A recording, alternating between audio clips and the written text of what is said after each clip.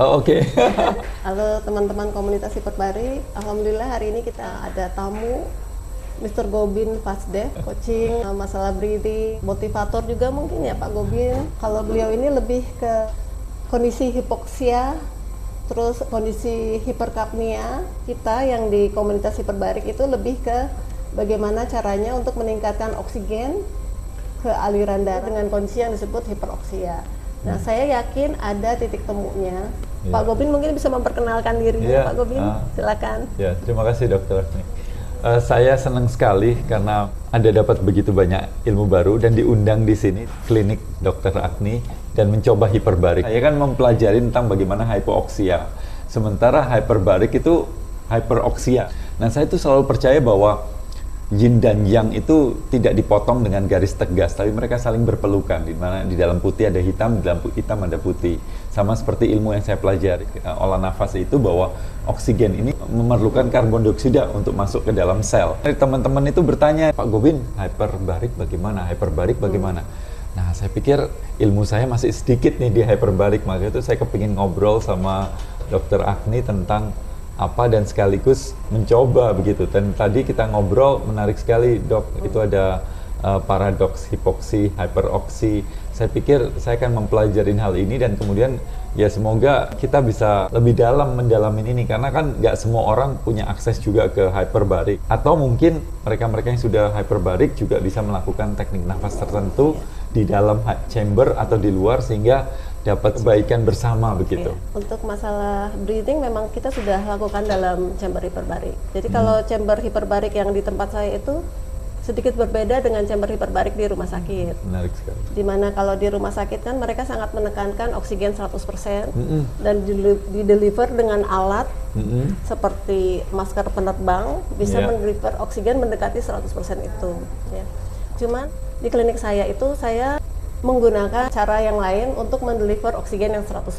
Saya menggunakan cukup nasal kanula saja, sehingga dia hanya mendeliver oksigen sekitar 33% saja. Saya pakai itu sebenarnya sesuai dengan aturan diving, di mana para diver itu tidak menggunakan oksigen 100%. Justru diver itu menggunakan room air, atau kalau dia menyelam sedikit lebih dalam, dia hanya menggunakan nitrox yang oksigennya cuma 33%. Sehingga di sini saya hanya menggunakan nasal kanula yang setara dengan oksigen 33%. Dan dengan kadar oksigen yang seperti itu, saya merasa lebih aman untuk pasien. Jadi saya tidak perlu takut dengan keracunan oksigen, sehingga kita melakukan air breaks. Jadi pasien menghirup udara room air hanya 20% saja, hanya 5 menit untuk kemudian kita pakai lagi nasal. Di dalam chamber, sewaktu kita melakukan yoga, meditasi, itu kita juga melakukan breathing juga. Pak, ya. Jadi ada beberapa pasien yang bilang sesudah dia breathing di dalam chamber hiperbaric, dia lebih rileks dan tidurnya itu lebih nyaman. Dengan kita melakukan olah nafas di dalam chamber, kita mungkin bisa memadukan antara kondisi hiperoksia dengan kondisi hiperkapnia, mungkin seperti itu ya. Kalau saya sendiri ada guru yoga yang bisa mengajarkan murid-murid dalam chamber. Mungkin Pak Gobin punya pengalaman lebih tentang ini. Ya, saya pikir kalau kita melakukan yoga gitu di dalam chamber juga, itu kan kita melakukan gerakan. Otomatis ada pelepasan karbon dioksida yang lebih banyak. Itu juga akan melepaskan ikatan Hb dan oksigen masuk ke dalam sel tersebut. Tapi saya tentu perlu untuk baca-baca lagi, mungkin ada riset-risetnya tentang apakah memungkinkan hypercapnia di dalam hyperbaric. Harusnya ketemu ya, karena apa yang saya lakukan sekarang ini seperti hypercapnia, hypooksia itu kan di ruangan normal itu mempunyai efek yang luar biasa. Atau kalau di penelitian-penelitian itu disebut intermittent hypoxia training. Intermittent hypoxia training. Nah, sekarang apakah intermittent hypoxia training ini bisa nggak ditaruh di chamber yang dimana hyperoxic tersebut?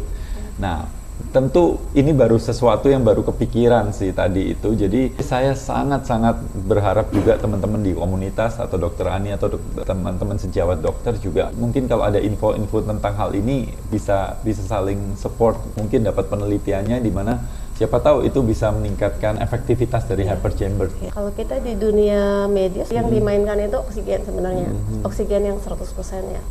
Hanya saja mungkin kalau kita pakai oksigen 100% itu terlalu risky buat pasien, terlalu toksik ya.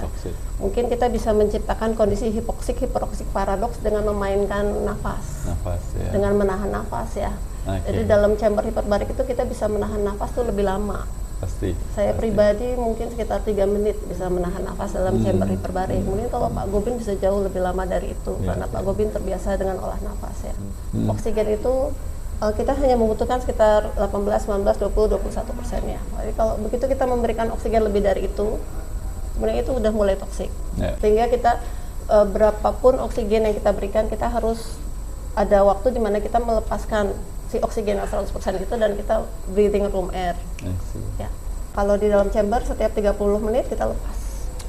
Kita hirup room air yang di dalam. Jadi ruangan di dalam chamber itu adalah room air. Room air ya, yang dikompresikan 21%, bukan oksigen 100%. Dan kita harus rajin memventilasi sehingga udara di dalam chamber itu tidak lebih dari 24% oksigennya. Untuk safety juga. Sedangkan kalau di rumah sakit mereka benar-benar strict dengan oksigen 100% itu. Kalau saya di klinik itu terlalu toksik buat pasien saya, dan saya berharap ada upaya-upaya seperti breathing itu bisa meningkatkan efektivitas dengan hiperbarik itu Pak Gobin. Suatu saat saya pernah pergi ke hyperbaric chamber di satu tempat dan bukan dokter sih, kemudian saya bilang kenapa mesti pakai ini gitu. Wajib Pak. Lo kalau nggak pakai, ini kan udah 21% udah banyak banget oksigennya gitu. Dia bilang nggak wajib Pak. Tapi nggak memberikan penjelasan, karena bilang kan oksigen toksik gitu, tapi kelihatannya ya percuma juga saya mau berdebat dengan seseorang yang mungkin belum tahu ya, atau mungkin ilmunya mungkin belum di sana atau gimana, saya juga nggak tahu ya. Tapi pada saat itu saya pikir saya harus cari ini seseorang yang lebih mengerti gitu, karena saya tahu kalau oksigen terlalu banyak akan jadi toksik gitu. Tapi saya ragu juga apakah boleh menahan nafas waktu di dalam chamber, karena waktu kalau kita diving juga nggak boleh juga tahan nafas waktu naik begitu ya. Apakah itu prinsip sama? Tapi tadi Dr. Agni juga udah cerita bahwa ya prinsipnya persis seperti diving ya di chamber ini sendiri. Ya ini bikin semangat baru sih buat saya untuk belajar lebih dalam tentang oksigen dan hipoksi ini. Hipoksik, hiperoksik paradoks. Hiperoksik paradoks. Diving kering kalau kita bilang di sini. Siapapun sebenarnya bisa diving. Diver pun juga nggak pakai oksigen yang 100%. Betul. Untuk menciptakan kondisi hipoksik, hiperoksik paradoks, kalau di klinik saya mungkin saya sarankan pasien repetisi gitu untuk meningkatkan kondisi hiperoksik, hipoksik, hipoksik ya. Karena sewaktu kita meningkatkan oksigen, terus begitu kita keluar, nanti tubuh itu merespon sebagai hipoksia ya sebenarnya. Ya. Jadi kalau pasien itu bisa repetisi hiperoksik masuk chamber, keluar hipoksik, dia bisa membentuk yang dibilang tadi hipoksik, hiperoksik paradoks tadi. Jadi manfaat hiperbarik, regenerasi dan lain-lain itu bisa didapatkan pasien. Mungkin dengan kita breathing, olah nafas, tahan nafas ya harusnya dia bisa memberikan nilai tambah. Nilai tambah ya. Untuk pasien-pasien yang hiperbarik. Ada diver yang tanpa oksigen kan Pak? Free dive. Free diving ya. Free diving bahkan dia menyelam sampai kedalaman 60 meter, 80 meter ya.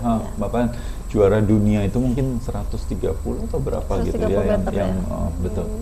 Sebenarnya kita kalau di dalam air ya, di dalam kedalaman tertentu, kita butuh less air ya sebenarnya. Kita butuh toleransi karbon dioksida kita yang meningkat. Manusia kan bernafas itu kan karena ingin melepaskan karbon dioksida. Nah, ketika toleransi karbon dioksida kita meningkat, maka kita bisa menahan nafas lebih lama. Free dive itu adalah biohacker pertama. Jadi sebelum ada biohack untuk meningkatkan longevity dan sebagainya, free dive itu sudah melakukan itu dengan menahan nafas sehingga kemampuan tubuhnya dalam mengekstraksi oksigen yang sedikit itu bisa lebih banyak gitu kan. Kalau kita mau melihat dari kajian Framingham, 7 dekade, 5.200 orang untuk meneliti tentang longevity, sampai sekarang kajian itu masih dipakai bahwa faktor tertinggi dalam manusia untuk panjang usia bukan genetik, bukan makan, tapi kapasitas paru-paru itu sendiri.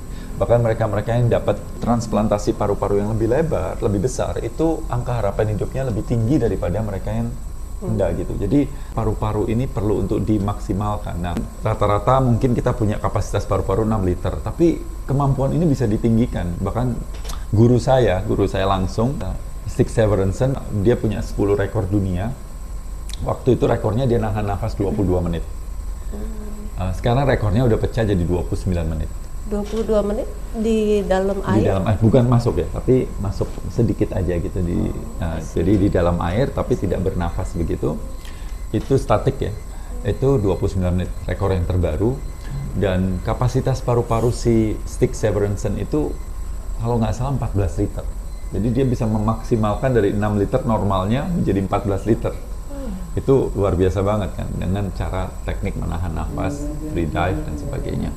Saya pikir mungkin ranah baru yang mungkin nggak banyak dilakukan gitu untuk menunjang kehidupan, kesehatan dan kebahagiaan ini bisa free dive ya? Iya. Kita bisa free dive dalam chamber hiperbarik ya? Free dive. Kan kita diving kering gitu. Iya. Jadi mungkin sering-sering tahan nafas dalam chamber hiperbarik, kapasitas paru kita mungkin bisa meningkat. Ya, tapi tentu saya perlu baca-baca lagi karena ini sesuatu yang baru. Tapi memang saya pernah sih nyoba latihan buteyko di dalam chamber dan ternyata emang bener saya bisa menahan sampai ini berapa menit kok saya nggak ada keinginan untuk tarik nafas gitu, kok bisa, kenapa ini, saya bilang wah enak banget ya gitu. Nah jadi ya saya perlu ini baca-baca lagi mungkin Dok juga kalau seandainya ada info-info tentang hal itu, senang banget sih bisa dapatkan hal itu. Ya, makasih insight-nya Pak Gubin.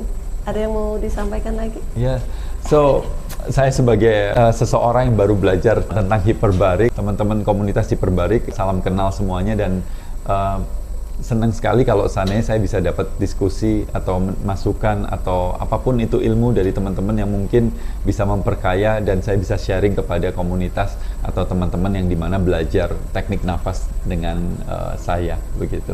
Terima kasih dan berharap suatu hari kita nggak ketemunya di sini ya, tapi mungkin ada kumpul-kumpul dan ngobrol di situ. Karena saya tertarik banget untuk membuat chamber di tempat saya sendiri gitu, sehingga saya karena penelitiannya, karena saya tuh mengikuti seseorang namanya Brian Johnson yang dimana dia itu melakukan percobaan begitu banyak tentang bagaimana supaya longevity. Jadi setiap hari dia ngecek DNA-nya, longevity dan telomernya dan sebagainya, dan dia bilang bahwa hyperbaric adalah salah satu cara untuk bagaimana meningkatkan itu. Cuma memang harus konsisten. Betul. Mungkin sekitar 1 atau 2 bulan dia melakukan itu dan kemudian dicek dan ternyata hasilnya luar biasa.